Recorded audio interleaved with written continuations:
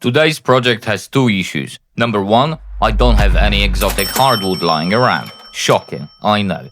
Number two, I genuinely hate magnetic knife blocks. Hanging razor-sharp knives on a magnet has never screamed great idea to me. So let's make a cheaper and safer version anyone can build. So without further ado, let's get it done. Welcome back everyone, I hope you're all doing well. I'm just gluing up a few bits of scrap wood, which is the perfect time to clear something up before the comments do it for me. Yes, today's project is inspired by Matthew Peach, but no, I'm not copying it, mainly because his knife block uses magnets, and that gives me the creeps.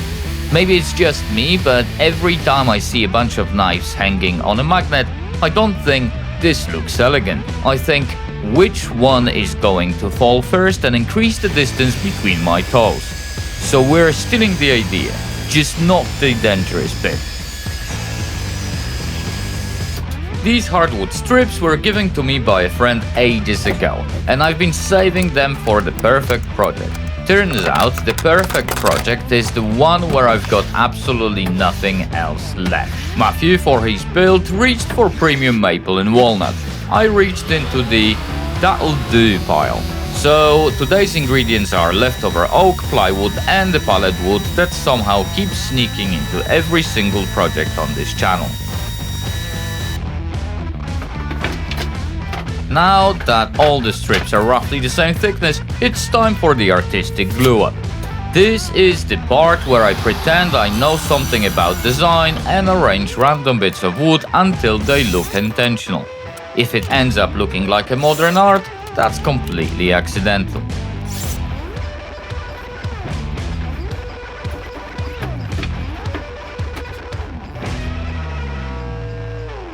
Gluing strips together is usually one of my favorite parts of woodworking. Today, it felt more like Formula 1 pit stop. Thanks to yet another UK heatwave, the glue was drying faster than I could spread it, which resulted in me inventing several new swear words, all completely original of course. If this isn't your first video, you already know I've got a problem. I can't leave a glue up alone. Every 10 minutes I'm back poking it to see if it's dry yet, as if my finger has some magical moisture sensor built in. Not today. This glue was setting so fast I was convinced I'd act like a CA glue and permanently attach me to the project. I'd rather not explain to A&E why I'm wearing a knife block.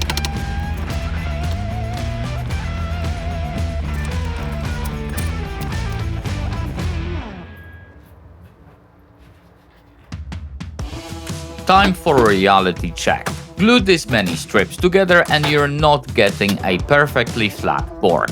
That's just how it is. So if you don't have a thicknesser, congratulations, you've just unlocked the hard mode of woodworking. Sure, a hand plane will get you there. It's just one of those journeys where you question every decision you've ever made.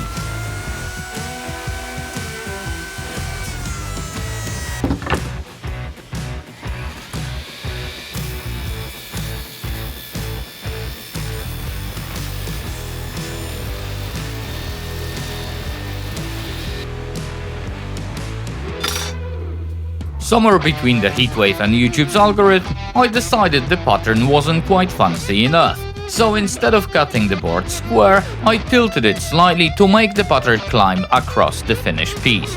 It's a tiny change, with a surprisingly large chance of ruining several hours of work. If you're ever tempted to try something this stupid, do yourself a favor and use a circular saw with a straight edge. That tiny miter gauge your table saw came with has all the precision of a shopping trolley with one dodgy wheel. Ask me how I know. To square the board, just grab your table saw sled. Simple, accurate, safe. And unlike the miter gauge, it actually wants you to succeed.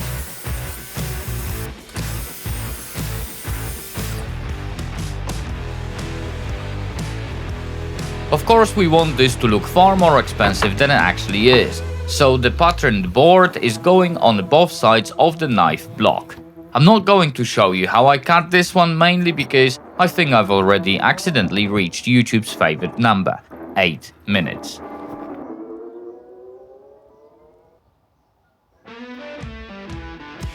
Yep, we're making a rabbit joint. By now you probably know it's my favorite. It's simple, it's strong, and even I struggle to mess it up. Sounds like a win-win to me. If this is your first rabbit joint, here's a quick demonstration. If you're after expert tuition, I'd probably keep looking.